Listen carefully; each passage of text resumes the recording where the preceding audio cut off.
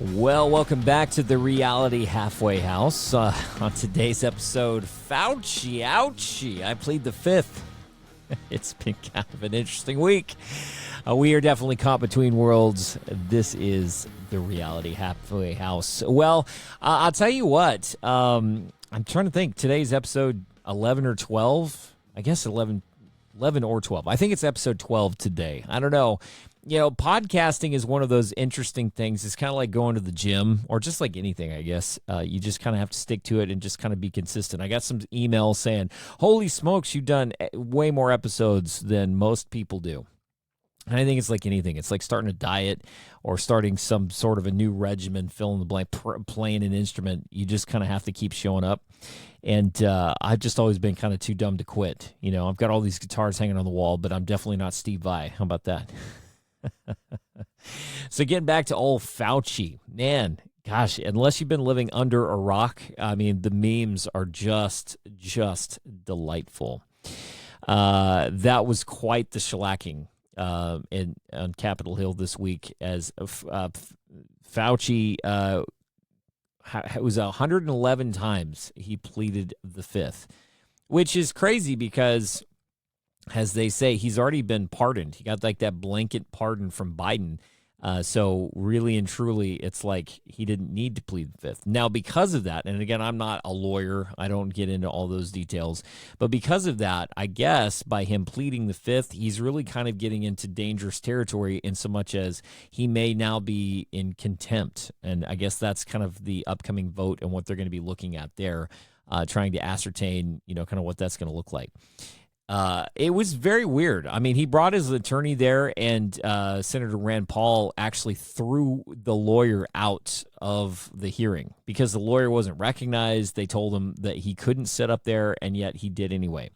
I just think that it's very telling because I have been saying, not publicly because I haven't had a platform like this, but I've been saying for, well, the last 6 years that something didn't smell right and that this whole thing was pretty wild. Now, I will say at the very beginning of the whole pandemic and everything, you know, I bought into the Kool-Aid and I put the mask on, and it's like you get home and you're just like you're stripping down and throwing your clothes in the washer and stuff, like washing your grocery. I mean, it was just like I bought in for about a week at the very beginning.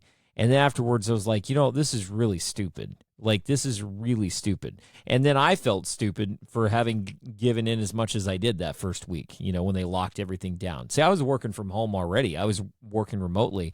So it wasn't a situation to where my life really changed. I didn't get locked down. I never missed it. I didn't miss a single day of work during that time. Praise God. Praise God. But it was a situation where I bought into some of the hysteria kind of out of the gate just simply because I was like, well, oh my gosh, the world is ending. I think like most of us. But I'm a millennial, and my life has kind of been like that. You know, we've kind of been kind of conditioned. My age group in particular has been kind of conditioned for these gigantic shakeups like every 5 or 6 years. Like there's something big like this happens like every 5 or 6 years. You know, when we were 94, 95, you know, like Windows 95, like the internet started coming out like in late middle school, early high school for me. So that was a huge deal. Then you had, you know, the year 2000 and then 9/11 in 2001, which completely shook things up and changed the world. Like the world almost ended there, right? You also, before that, in 2000, you had Y2K, like the world was supposed to end there, right? And then you had 9/11 and the world was going to end there. And then you had the stock market crash in 2008. And that was all on the heels of the world being locked down with the U.S. Patriot Act and everything else as we're fighting the war on terror, which was, you know, obviously dovetailed from 2001. And then after that, you know, like I said, the housing crisis in 2008, everything collapsed. The stock market collapsed, right? And then you push past that a little bit, and then Trump gets in, and all hell breaks loose there. You start seeing Antifa and Black Lives Matter and everybody going through and losing their minds over that. and then you have COVID in 2020. It's like our generation, like the millennials, we've become a meme because it's like, and I'm not making excuses. See, the thing that drives me crazy, and I'll get back to Fauci in a second, but the thing that drives me crazy about millennials, you've got kind of two camps. Well, there's probably more than that. I mean, it's a gradient, I'm sure, but you've got the one camp that wants to be like victims, like we are total victims because it's all the boomers' faults, or it's all Gen X fault, it's all the Gen Z's fault, and it's like they just want to play this victim, like, oh my gosh, I'm unsuccessful because of the boomers. They're just super selfish, which I'm not necessarily negating that because I mean, some of the policies and the way that they've kind of laid things out. I mean, there's been a lot of like strong arguments on that side of the fence. But that being said, nobody's a total victim. Nobody is a total victim. You know what I mean? Like I know plenty of people like that play poker with terrible hands and they win bigly. To quote Trump, they win bigly every time, and they garbage for hands.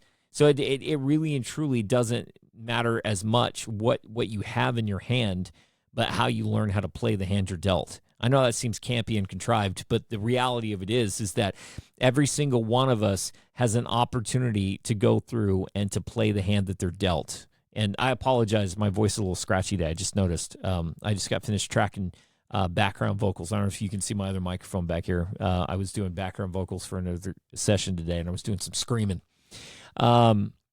But yeah, I mean, we can't just go through and say, oh, well, it's all the boomers' fault. Now, again, I saw a quote the other day that said, and this is the first generation where like the boomers didn't go through and like really sow into their kids. Like they didn't buy their first house or help them buy their first house or this, that, and the other. And the thing is, I don't think that's fair. I mean, would it be great to have your parents buy your first house? Sure, man. That'd be killer, right? I mean, that'd be amazing to be able to like step into that and not have a mortgage. I mean, man, if I didn't have a mortgage right now, my life would be incredibly different. But I don't blame my parents for that. Oh my gosh. Like that's the most ridiculous. My parents are boomers, I don't blame them for that at all because they're caught up in circumstances and everything just like everybody else, Like it's not their fault. My parents worked extremely hard. My parents sacrificed a lot for my brother and I, It was just one of those things where, I mean, they were working on trying to keep their heads above water, just like I'm trying to keep my head above water today, and like most of us are doing. But see, that's that victim mentality that I'm talking about. Well, my parents did buy me a house, so the boomers are at fault. And it's like, okay, earlier generations, their parents did do that. Like for example, my wife, her grandfather bought a house for each one of his 5 or 6 kids. I forget how many they had, but he bought each one of them a house because and that way they had a place to start. I mean, none of them were mansions. They were all like starter homes, kind of a thing, but it gave them a place to live and it gave them the opportunity to be able to go through and at least have, a spot that they could, kind of pivot from. Because, some of them, could then turn that into like a rental down the road. You know what I mean? And that's great. And in a perfect world, I'd love to be able to do that for my kids. I'm not in a position that I could do that now, as is the case with most people out there. They don't have the ability to be able to do that because it's just been crazy. I mean, it's gotten progressively worse. Millennials, though, I will say this, and we'll give credit there, is that literally we've been slapped. Like just when we think we're getting ahead, we get slapped back down. Like right as I watched the planes hit the towers, quote unquote. This is YouTube, right? Quote unquote. Watch the planes hit the towers like 2 weeks after I went to college. Well, no, it'd be like a month after I got to college. I mean, I'm 18. I'm watching this go down, and I'm thinking, that's it. The world's over. I mean, I haven't even started. I'm going to get drafted. I'm going to get sent to Iraq. I'm supposed to be going to school right now, and like all hell is breaking loose on the planet. Gas prices start skyrocketing. I mean, it was just nuts. The world as we know it is now over. And then, I graduate 2006. I get out there and get a job, start kind of getting my feet underneath me, got married. And then I'm starting to kind of get to the point where I'm a couple of years in my career, and bam, 2008 happens, the market falls apart. And I was a stockbroker. So when the stock market fell, I mean, I was literally on the front lines. I was getting my head ripped off like 18 times a day. I had people tell me things like, I hope you get cancer and die. I'm going to eat your children. Like, they would say things like this. People I didn't even know. Like, I was working in a call center, and they would just call up furious because they were on hold for 4 hours trying to, get access to their money and this, that, and the other. And it was like my fault that they couldn't, get a trade to execute. It's like, it has nothing to do with me, dear. It has everything to do with the fact that there's like no market for the particular security you're trying to trade. It's kind of hard to trade Lehman Brothers when they're bankrupt. You know what I mean? So it's just kind of one of those deals. So at the end of the day, we took another slap there. And then the house, like my wife and I bought a house in 2008 in the summer. And by the time it was all said and done, we lost like 80 grand on the house. I mean, it was bloodshed, and I had to move for work. So we ended up having to take a loss on it. It was just absolutely insane. Like, you taking a loss on a mortgage is like unheard of. And we were part of it too. And again, I'm not sitting here to go, this is my sob story. Here's my GoFundMe. I don't subscribe to that. Like, I mean, I'm very much like a pull yourself up by your bootstraps type of thing. But I say all that to say this. In COVID, I started kind of waking up to like the malfeasance, the tomfoolery around 2001. When you started with 9/11, I was like, man, the more that played out, kind of 2002, 3, and you start kind of thinking about it, it's like, man, that's interesting. And then my degree's in finance, and so you start that whole notion of like following the money, and then you start kind of thinking about things, and it's like, well, wait a minute, the Pentagon was just about to get audited over, a couple of $1 trillion, and then boom, the next day, there's a lot of little, idiosyncrasies and things like that just kind of make you scratch your head a little bit. And then when COVID happened, I mean, the whole world's in a panic. And so it's like, well, maybe there's legitimately something to this. I mean, there have been, well, according to history anyway, right? According to history, there have been, plenty of pandemics, epidemics, things like that over the course of life, the Black Plague, bubonic plague, all that kind of stuff. So we've seen things like that happen before, and it's like, well, it could happen again. But then again, you start getting into it, and after about a week or two, it's like, wait a minute, this doesn't sound right. I felt my dad used to always bust my chops because he's like, I never wore a mask, never got tested. I never got tested. I wore a mask, and I feel like an absolute hoser because I did that. It's like, that is the most ridiculous thing ever. But my dad, he was like, never. And like, he got kicked out of places all the time, and he's like, I don't care. I just won't spend my money here. My dad was the GOAT. Oh, I miss you, old man. I still feel bad. See, you have some boomers. You still have some boomers that are just like, I don't give a crap about any of this stuff.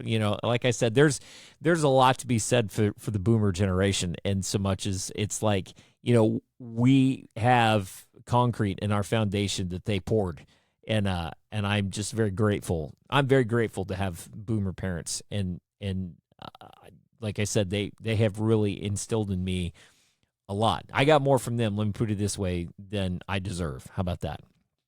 But that being said, it was such a weird time, and I started to really wake up and start to pay attention back in after COVID, right? And so it's like, wait a minute, like I saw something, what was it, yesterday or today, where it was talking about how it's like Trump never trusted Fauci and Birx. Like, he never did. It's like you could always tell with that weird side eye that he's doing. It shows the picture of him just like kind of looking down the side at him like glaringly. I was like, yeah, but he does that to everybody. I mean, if you look at him looking at like Barron, I mean, he gives everybody the side eye. So I don't know that that's necessarily fair. Although, I mean, there are some pretty incriminating quote unquote pictures of him like looking at Fauci like, you're so full of shit, man, which is great. I mean, it's because after a while you start seeing this guy and he's like, gosh, this is the biggest narcissist I've ever seen in my life. I mean, he's just so full of himself. And I've worked with people just like that. It's like they just exist to hear the sound of their own voice. And radio in particular, I mean, it's just full of people like that. It's like, and you'd say, well, Jones, I mean, you got a podcast and you're in radio. And it's like, yeah, but I hate the sound of my voice most of the time. It's like I've been a singer for so long. It's like, oh, gosh, can I get somebody else to sing this song, But at the end of the day, The dude was like, there's so much glaringly ridiculous with this, right? With the whole thing. And then they start rushing the vaccine, and they're doing the test where they're like shoving the thing up your nose. I never did any of that stuff. And I'm working away in Wall Street, and I'm starting to get these emails like, hey, you need to let us know if you've been vaccinated. And I'm like, I'm working from home. And I was working from home before the pandemic. I started working from home in 2017, so like 3 years before, the COVID lockdowns. And I was like, why do you care? I never go into the office. Never go into the office, ever. As a matter of fact, the closest office to me is like 8 hours away, like to go into the corporate office. I was like, there's no need to even understand if I've been vaccinated or not. Like, that's absolutely bananas. Like, you shouldn't even need to know that. But they start like nonchalantly and passive aggressively going through and sending out these emails, which I just blatantly ignored all of them. I figured if I'm going to get fired either way. They're going to find some sort of a reason to fire me for not having the vaccine. So I'm just not even going to participate. So I just didn't participate. At that point, I'd already worn my mask, and my dad had busted my balls about it. And so I said, you know what? I'm not going to participate. If I'm going to get fired, I'm going to get fired like for sheer obstinance at this point, because this is absolutely one of the most ridiculous things I've ever seen, especially since I'm not even going into the office. There's literally no reason whatsoever that they should need and or care if I've been vaccinated. But they were still pushing all this stuff. So when you look at that, and then you start looking at this bullshit stuff like where they have like the band, because I was in the band. I mean, I've been a musician, so it's like I grew up playing trumpet and all that kind of stuff. And you're watching these stupid things where these band kids are sitting in these bubbles, and they've got like holes cut in their mask, and they're blowing through their instrument, which is just blowing their air out into the room. It's so stupid. The whole thing was so stupid, and the 6 feet apart, and you can have Thanksgiving, but you can only have like 2 people. It's like, are you freaking kidding me? Like, you can go through and you can just have all these people like show up, but you can only have like 2 people, and you have to test, and you have to make sure you're taking temperatures, and it has to be outside. And it's like, at what point? It was all a test. It was all a giant test. And if it's like, how much crap are you willing to put up with is what the test was. How much of your freedom and your liberties are you willing to give up? I mean, that's what it was. That's what it was. What sort of bullshit were you fall for? It's absolutely, and the more I think about it, the more infuriating it gets, because it was such a ridiculously just stupid endeavor. Like, you remember just up until a couple of months ago, the grocery store in my neighborhood had them in there, but the lines that told you which direction you could go in the grocery, how stupid, man. And that plexiglass that they put up that was just like a waste. They burdened like small business owners, forcing them to go through all this stuff and pay all this money for these dumb plexiglass things and all the bullshit. Oh gosh, it just makes me so mad. It makes me so mad. And the thing is, because of that, everybody's stress level was heightened. Everybody was in a position to where it's like their lives were completely like, it threw everybody out. Like, I was just talking about this in my radio show yesterday. It feels like the last 6 years have just been stolen from us. And really and truly, it's been longer than that. If you want to get back to it, if you look since 2001, it's like the whole last, 24 years, 25 years have been stolen from us. It's crazy, because you've had the Patriot Act, so every time you go to the airport, you're made to feel like a freaking criminal. You know what I mean? Take your shoes off, pull everything out, and you're like, well, they had some of that before. Sure, they did. But it's like you got to go through and step into these machines now, put your arms up, like literally put your arms up like, I'm guilty. I surrender. So they can go through it. It's so ridiculous. Like, do we live in a free country or not? And the answer, I think, to that is pretty glaringly no. I mean, now they're putting up these flock cameras everywhere, and it's just like our freedoms are being eroded more and more and more every day. And these damn things, I hate these things. It's like we've got our cell phones, and we're going through things every single day with this. And it's like, dude, I don't understand why it's so hard for me, and I think most people, to kind of really come to terms with committing to like breaking off. And I say that kind of almost halfway tongue in cheek and almost halfway serious, because I would love to be able to throw this thing into the ocean, just grab my phone and just throw it in the ocean. Not really the ocean, obviously, but I mean, just be able to completely unplug. And the problem is, it's not so much the like social media, I'm going to miss any of that kind of stuff. I really and truly have grown to just despise social media. And the thing is, because I'm a musician, because I'm in radio, because, I do this stuff, I have to stay up on what's happening around. Like, Jelly Roll got a divorce the other day, and I work for a country radio station. It's like I have to talk about it. I can't not talk about Jelly Roll's getting a divorce. And you say, well, why do you care? Well, because there's a lot of people that their whole day is like, what's the weather going to do today? What am I going to have for dinner today? Oh my gosh, did you see Jelly Roll got a divorce? That's terrible. And that's their whole life. Like, they don't go any deeper. Like, if you try to even suggest or hint that, maybe we didn't get the full story with the Twin Towers, then people are like, oh my goodness gracious. Which is why with Fauci, you're starting to see people come out of the woodwork defending him, which is bananas to me. I can't even wrap my head around the fact that you've got people trying to go through and defend this guy. Like, I forget what the name of the senator is, but he said, Fauci, and I quote, who the fuck do you think you are? Oh my gosh, man. I've never been attracted to a man, but I was like, golly, man, he's handsome. And all of a sudden he's handsome. Who the fuck do you think you are, Fauci? Holy shit, man. That was one of the best things. I see. Now, here's the thing.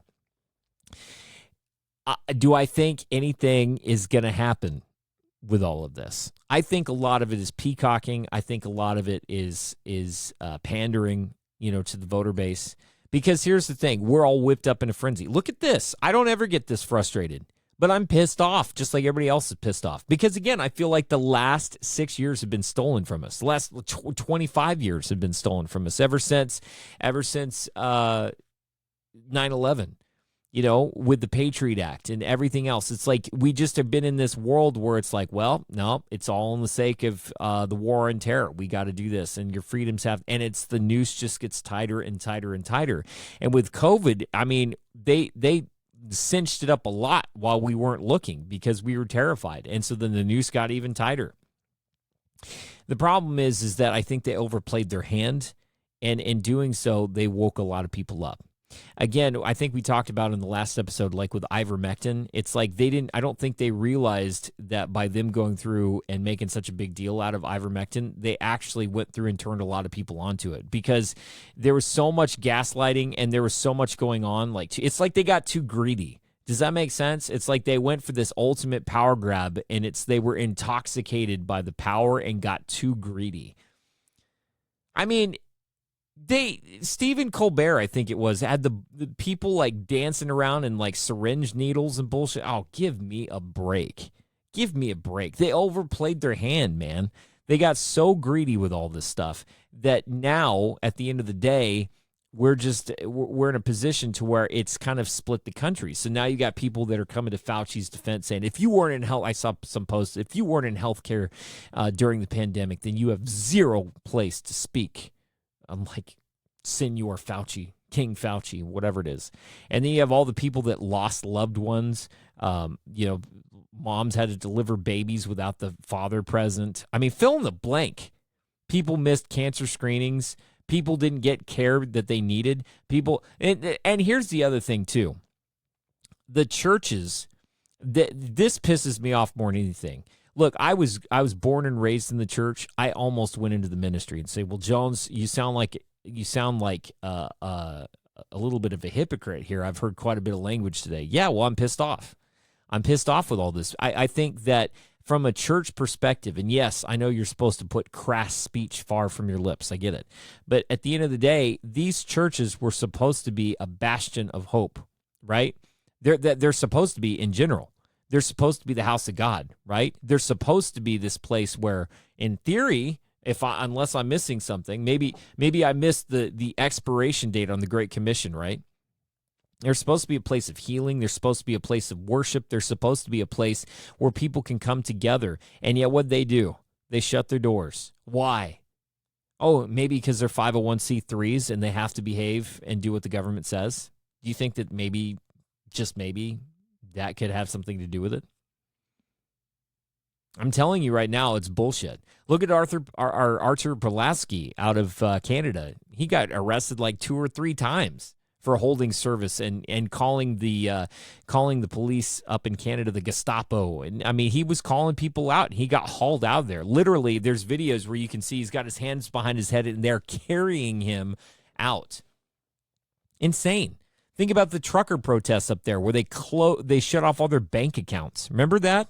If you were affiliated, several podcasters that I follow, I mean, they've had their bank account shut down.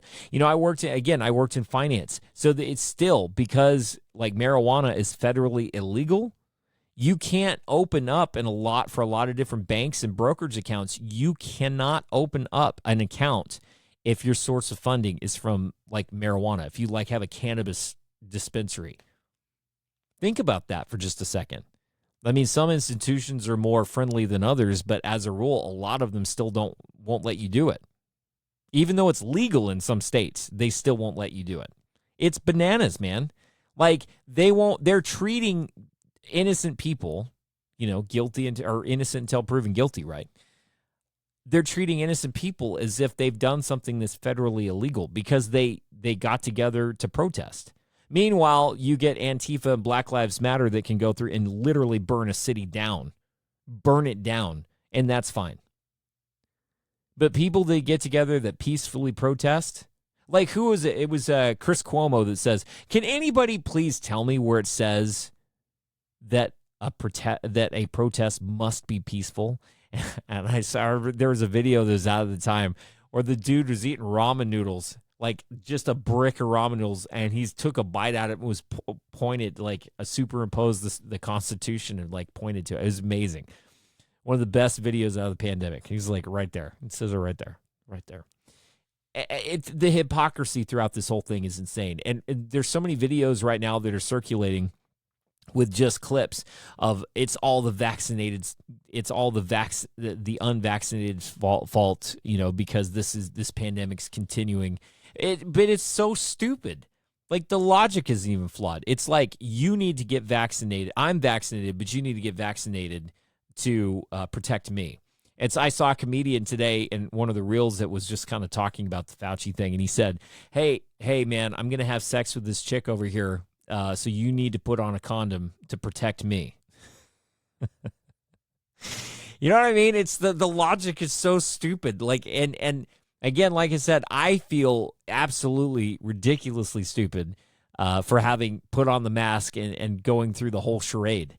Like, it was absolutely crazy. And I still see people with masks dangling from their rearview mirror in their cars. I had one in mine, and I just feel like an idiot. I don't know. Time will tell. It's interesting because I never used to give in to this notion of the prophetic. I mean, in the Bible, certainly. But I always viewed it because that's how I was raised in the church. It's like, well, you know, the Holy Spirit was really prevalent and miracles were there and prevalent at the time. But that day is since gone. There are no miracles today. There's no like we'll pray for healing, but it's like we don't really believe that it's going to happen. Like we don't actually really truly believe that the healing is going to happen.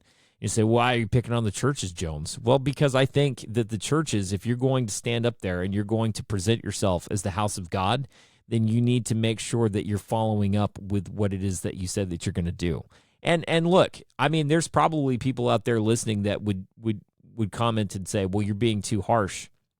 Maybe I am. You know, people in glass houses shouldn't cast, you know, stones, or let ye who is without sin cast the first stone. I'm not saying I'm perfect at all. But what I am saying is that if you're going to get into the scriptures, and I'm not saying I'm an expert, I've spent the majority of my life in them.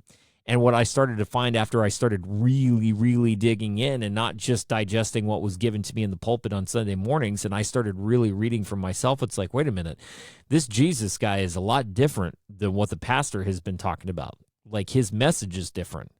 And then you start looking at the Old Testament, which doesn't get discussed very much. I mean, you get the highlights, right?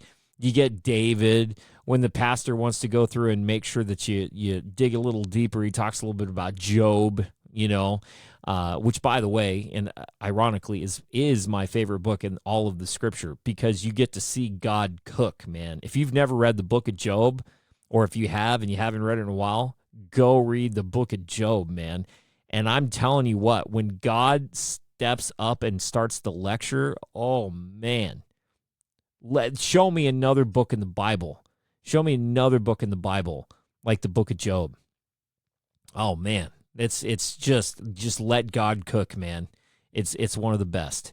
And the thing is, the Bible has been selectively used as propaganda in a lot of ways, because the church is going to ultimately go through and try to make the congregation feel as good as they possibly can. Or to try to twist or push. We actually had a pastor up on stage one time, and he admitted it. Because I played. Listen, full disclosure, I've played in praise bands for years on stage. Again, I almost went into ministry. I was this close. I had the conversation with my pastor. Almost went into seminary. When I was in high school, I used to go through and I used to play in the praise band. My first ever gig was there. I wrote sermons in high school and delivered them. I mean, I really felt like that was what God was calling me to do. From a young age, I knew that some way, shape, or form that I was supposed to do something with my voice. I got a radio show at 15.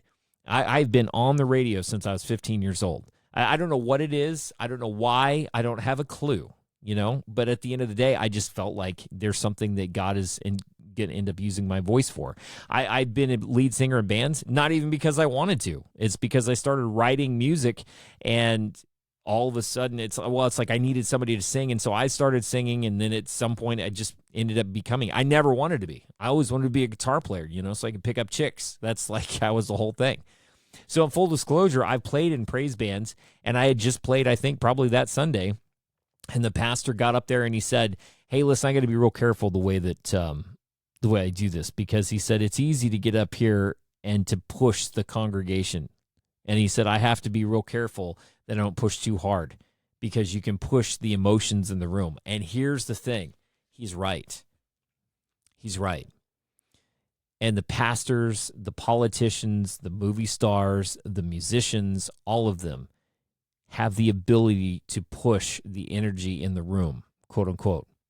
And how do I know that? I've been a musician my whole life, man. I've been up on stage my whole life. I've been a DJ. I've been out in front of people. I've been talking. I've been up on stage, like working crowds and doing this since I was, like I said, for almost the last 30 years.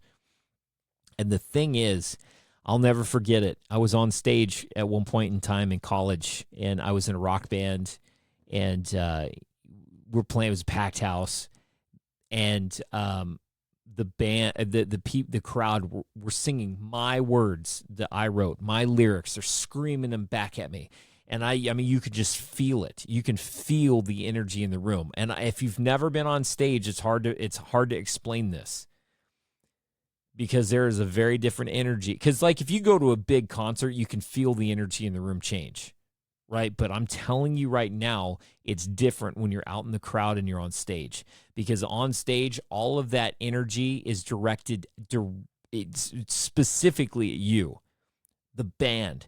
And when you're the lead singer, which is what I was, again, think about when you go to a concert, who are you staring at most of the time? I know me, when I go to a concert, I'm always on the lead singer or the lead guitarist. You know what I'm saying? It's like you're always focusing your attention. And I just remember that night, they're screaming my words back at me. And I was like, I felt it, man. And I was like, you know what I felt it. It was like, whoa, man, this is worship. This is what this is. And I just remember at that, I mid-song, I'm in this and I can feel it. There's like waves of energy coming across the room. And I was like, this is worship. And I just remember I had this out-of-body experience, quote unquote. I mean, to where it's like while I'm in the middle of singing and putting on the performance and doing all that, I like stepped outside my consciousnness for half a second and was like, whoa, dude, man, hey, you got to be careful with this. This is not for, it's like I had this whole, it's like, this is not for you. This is not for you. And then it occurred to me, and I've had years to think about this, and this is why the Rolling Stones are in like their 15th like farewell tour. This is why you have members of Congress that will not retire. This is why you have movie stars and pop stars and fill in the blank. These people that get this power that just feed off of the worship that they get for being in those positions of power. Because it is, man. It's worship. And worship is not designed for us. You know, I was praying one time, and I was about this whole concept. And God told me, he said, look, he said, the glory is not for you. He said it's poisonous. I'm paraphrasing, obviously. This is just in my quiet time with God. He said the glory is not for you. It's like poisonous. He says, but when you allow me to distill that glory, like he receives the glory, you give all the glory to God, right? And he distills that glory, and his grace and mercy end up coming down to us, and he's able to bless us. But we have to be able to give him that glory, because I'm telling you what, it tastes sweet. What has Proverbs go? It's like, I'm paraphrasing. I'm just like cherry picking, but it's like it tastes. And he's not talking about glory. I forget specifically what it is, but it tastes like honey in the mouth, but turns to gravel, you know, as it goes down. It's like glory's like that for us. It tastes sweet. It's kind of like, it's like antifreeze, you know, in the car. It smells sweet, right? But if you were to drink it, you'd die. It's that premise. And that's why when you look at Fauci and just the narcissism, it's like the same senator. I saw another video today. Oh, man. I forget that I had never even heard of him. I'd never even heard of him before this whole Fauci thing. And he posted, or in his whole like monologue, if you will, as he was kind of teeing up his interrogation, he said, you know, it was like 6 years ago in 2020 when I'm watching all this stuff unfold, and he was told a specific story about how this mother got arrested at a ball game, or the family got arrested because they went out in the open air to watch a football game, and they all got arrested. And he's like, this is ridiculous. And so he said, I sold all my businesses, and he said I had to do something about it. And he ran for Senate and got elected, et cetera, et cetera. And so he told Fauci, he says, who the fuck do you think you are? Oh my gosh. Like I said, I'm not attracted to men, but man, at that moment, I was like, dude, can I buy you a drink? Like, my gosh, that was the coolest thing. That's the coolest thing I've ever seen happen in Senate, so to speak, or in one of those types of meetings. And so later on, I saw this clip today, and I just cracked up. This dude, man, he's great. He was walking into an elevator, and they said, so, I forget exactly the context. I should have grabbed a snippet of it, but I didn't think about it. But he was walking to the elevator, and it's something like, "Hey, why do you think Fauci was pleading the fifth?" Or I forget exactly the context, but he came back and just like without missing a beat, straight face, he's like, because he's a piece of shit, and the elevator closes. I mean, I don't even know what else to say other than it was a thing of beauty. It was just a thing of beauty. Now, again, do I think anything's going to happen? I don't know. You know, that certain letter in the alphabet says, and I'm not like a huge like follower, because again, I'm one of those people that's like 1 + 1 = 2. My degree's in finance. I've just like been regimented to think that way, you know. But he does say that the first arrest will shock the world. You know, I mean, that is definitely something that was kind of put forth. Is that Fauci? You had a lot of people that said, well, that was Trump when Trump got arrested, right? Is it Fauci? I've heard some people put forth that it's Obama that's going to get arrested. I mean, there's a lot of different things. But here's the thing. Fauci is one of those people that I think has become this proverbial scapegoat, because they have put so much emphasis on him. He was the guy. He was the spokesperson. He was the guy controlling the narrative during that time. And so now, as people have woken up, or some have woken up, a lot of people have, and are starting to understand that he is full of shit. That he is the guy that they want to direct all of their ire and anger at. But at the end of the day, it becomes a situation to where he's only part. He's only a symptom of an underlying issue. Do you think, honestly, that he is the guy that was in control of the whole thing? Absolutely not. See, I think, and my wife actually brought up this point, and it made a lot of sense. His pleading the fifth 111 times was because there are a lot of people that said, you better not say anything. You better not say anything. To the point where he can't even say what color his tie is, what day of the week it is. Like every single aspect about that, he could not even remotely give a straight answer to. And it's because if he has presidential pardon, he should have been able to speak, right? There shouldn't be any reason for him to go through and to have to hold back. And yet he had to hold back. Why? Because I think by him speaking or being able to entertain any of those questions, it would have exposed or potentially incriminated other people. But here's the thing. If you looked at him, he was terrified. He was terrified in those pictures. Or in the video. And I don't know. I didn't watch the entire thing, but I watched a couple of snippets of it. And I mean, he just looked like terrified, out of place. So will anything come from this? I don't know. I mean, I think I would love to see something, but again, he's a scapegoat. He's a scapegoat. And he's only the figurehead for something that's behind the scenes. That's like going to Disneyland and arresting the guy in the Mickey Mouse suit, for the crimes that are purportedly attributed to that organization. I mean, it's not going to, maybe that guy had something to do with it. Maybe he didn't. But the point is that you're arresting something that is really not going to ultimately do anything to correct the issue, right? It's like I went to the acupuncturist earlier this week, trying to deal with my eyes because my eyes have just been driving me crazy. And he told me, he's like, look, it's not your eyes. He said, it's actually your liver. You need to work on detoxing your liver. He said the eyes are the symptom of something else.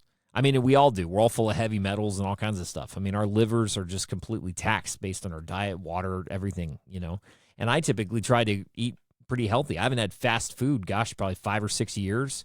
I mean, I try to be pretty healthy, and yet, we're all caught up in this thing. So at the end of the day, I don't know if old Fauci is going to end up getting out from underneath this. I have no idea what it's going to end up looking like. It's going to be very interesting to see. I know the last thing that I saw on it is that they're heading towards this contempt of Congress. But what does that even mean? It's like I saw something that said he's going to end up getting caught up in like the courts or whatever, and then it'll just be a big nothing burger, and he'll be let off. I mean, it's all a big club, right? Like George Carlin says, it's a big club and you ain't in it. I don't know, man. All I can tell you is this. It's getting stranger and stranger by the day. We talked about Trump and Morty that came out earlier this week, and how bananas that whole situation is.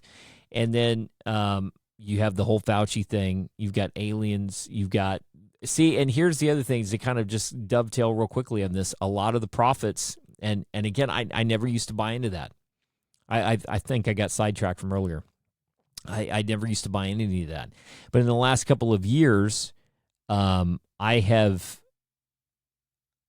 started hearing from God more and more. I am not a prophet. Absolutely not. I am not a prophet. But I do spend time with him, and I do give him a platform and a place and do my best as a DJ and a singer and a podcaster to shut up, which is not easy because, it's like what I do, But to just stop. And in that moment of silence, to be still and to just let him speak.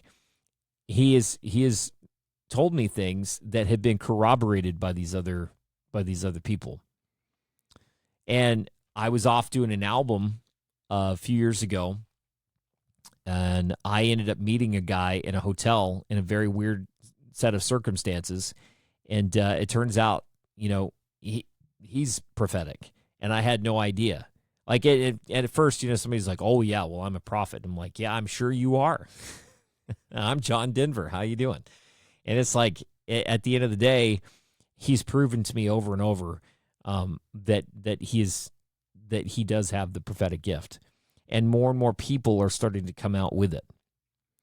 And all I can say is that lines directly up with Scripture, and in terms of being where we're at in the grand scheme of things, timeline wise. And so I just think, obviously you have to use discernment and you have to be very careful, but the prophets are all leading up to and saying that we're getting closer and closer to this big day. I'm not going to tell you who to follow. I'm not going to name names. I'm not going to go down that road. You have fingers. You can let them do the walking in YouTube and Rumble and, all over the place. You can figure that out for yourself. What I would say is that there's bad apples in the bunch. I found several that I believe to be kind of just out there for the clicks. I think a lot of people, just like we were talking about earlier, you have to be extremely careful when it comes to the glory. It tastes good, smells good, but at the end of the day, you have to give it to God. Why am I doing this? Because you say, well, why do you have a platform? Why are you trying to do this? Dude, I'm just telling you, I've had a microphone in my face since I was 15. I fell back-asswards into that radio gig, and it was just very clear and abundant. See, and I had a Fisher-Price tape recorder since I was a little boy, and I've been doing radio since I was probably 4 or 5 years old. It's just, it's something I'm supposed to do. It's like being on stage. I feel absolutely at home on stage. I mean, I don't know why. I don't know why he's wired me to be in that platform. Because most of the time, I'm telling you right now, it'd be so much easier to just sell all this crap. If you can see my screen, it's just, I'm in my recording studio, and I've got, I've years and years, almost 30 years worth of equipment that I've been amassing, putting it together, and it's a very stressful and hard and kind of obnoxious industry and way of going about things. And part of me wishes I could give it up, but I can't. So I say all that to say this. I try very, very hard on a consistent and day-to-day basis to really just come at this from a situation to where I really try to give God all the glory. Because at the end of the day, with all of this stuff, with a great and terrible day or whatever is coming, which it is, I don't know when, I don't have any dates, but the prophets are saying more and more that we're getting closer and closer and closer. And I do believe that.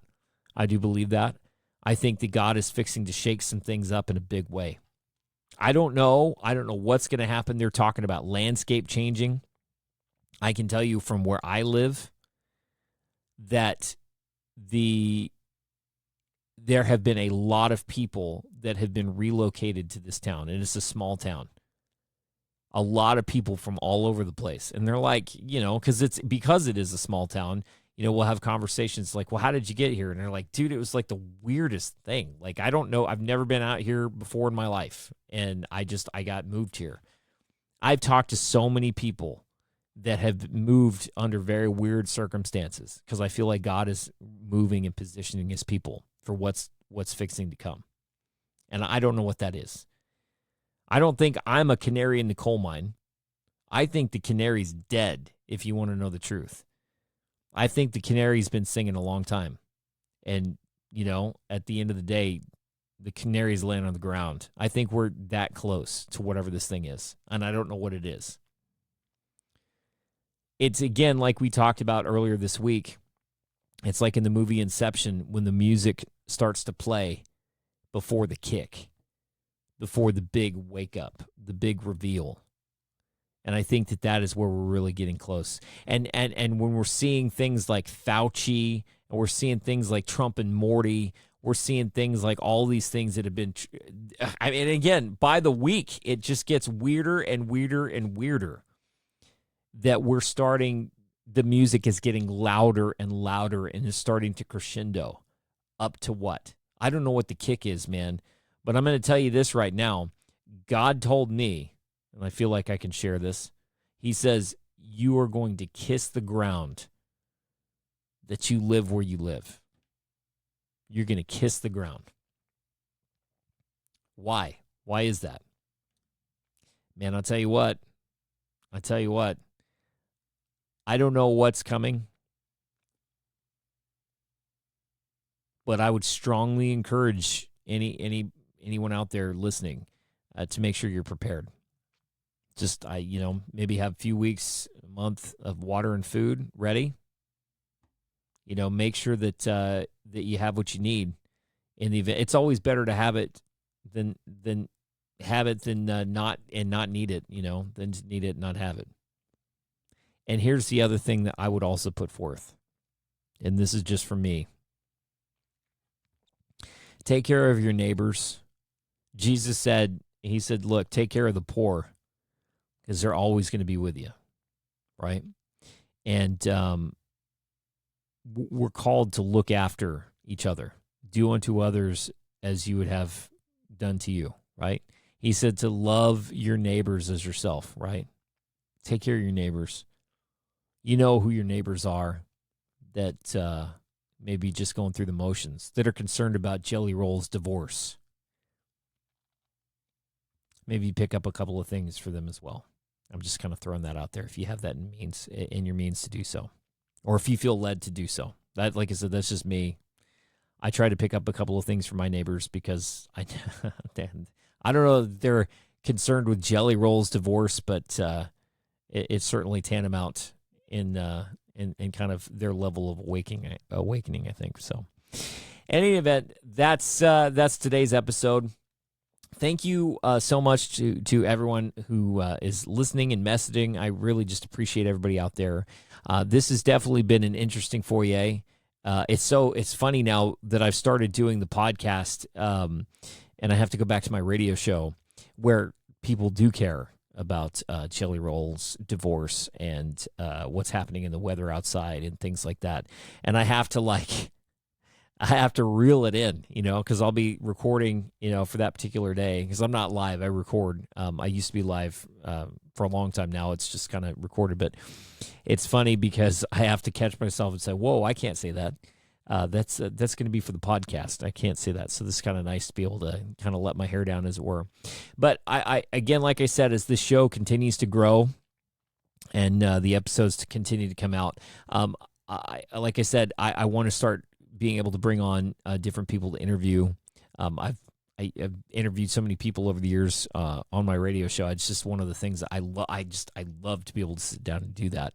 And the other aspect of this, and I've talked about this in other podcasts too, is I'd love the opportunity to be able to bring in a co-host at some point. So if you find yourself digging like the kind of the esoteric topics and things like that, and you'd like to do it, see, it's funny because as I sit here and even say that and try to build this, I have no idea when the quote-unquote great and terrible day or the event. I personally, God told me years ago when I very, very first started like giving him space and letting him speak, he said, there will be an event. This is like back in 2020. He said, there will be an event. And then he said, and I misheard him at the time. He said, and all will be healed. He's since told me, he said, I'm again paraphrasing, but he's like, there will be those that are healed or something along those lines. So some event is coming where there's healing and so forth that's on the way. And I will say this, that since then, that was back in 2020, the prophets are saying that, man, there's healing that are coming from people. And I've heard this from like multiple different prophets. And again, of which I am none. But I'm excited about it. But I say this, I'm like, yeah, I'd like a co-host and we're going to keep going. But it's like, I don't know, man. I mean, this event could happen like this afternoon. I mean, I have no idea. I feel like we're either like 1 second to midnight or the clock is already ringing. It feels to me like the clock is actually ringing and the music is getting louder, ready for the kick. But, no man's promised tomorrow. We just have to kind of keep living because no man knows the hour. It's all on God's timetable. I mean, he's gonna move when he moves. I mean, that's kind of a beautiful thing. It's kind of like riding in the back seat of your car, your parents' car when you're a kid, and it's like you're getting sleepy, and you know you can sleep because you trust them. It's kind of one of those things where it's like we just have to just kind of keep moving about our lives, doing the best that we can, trying to be obedient, and just trusting that God's got it. I mean, that's the big thing that I'll leave everybody with. But, if it happens this afternoon or tomorrow or next year, I'm still just going to keep planning things ahead with the podcast. So if you're interested in these esoteric topics and you have a proclivity towards kind of banter and conversation like that, I'd love the opportunity to be able to chat with you if you're interested in discussing that. We can kind of go over that a little bit. You can find me at the Reality Halfway House Reality Halfway House at gmail.com. realityhalfwayhouse@gmail.com, or you can message me here on any of the socials. I'm on Facebook, Instagram, TikTok, YouTube. You can find me there as well. So, again, thank you so much for tuning in today as we traverse this world of weird. We are caught between worlds. This is the Reality Halfway House.